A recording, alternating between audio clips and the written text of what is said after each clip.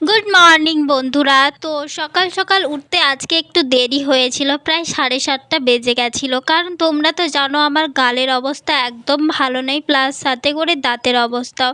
কারণ দাঁতেও প্রচুর ব্যথা হয়েছে আর এদিকে গালও ফুলে গেছে। মুখ দেখেই তো তোমরা বুঝতে পারছো, হঠাৎ করে গালটা খুব ফুলে গেছে। ঠান্ডা লেগে না কী করে আমি নিজেই জানি না। তো আজকে যাব ডক্টরের কাছে। তো চলো চলো তোমাদের সাথে যেয়ে পরেই দেখা হচ্ছে।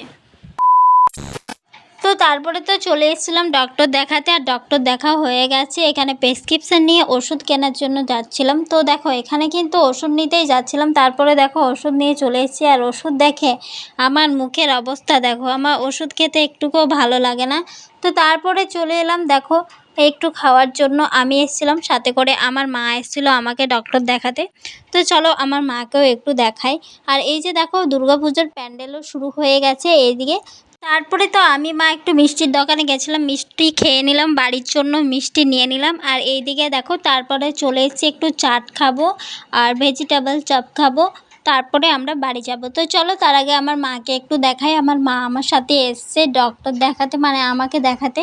তো দেখো এখানে কিন্তু আমার গালটা ফুলে গেছিলো কতটা, তোমাদেরকে ওটাই দেখাচ্ছিলাম। আর এই যে দেখো আমার যতই মন খারাপ থাকুক তবুও আমি ভিডিও করার চেষ্টা করি। তো চলো আজকের মিনি ব্লগ এই পর্যন্তই। বা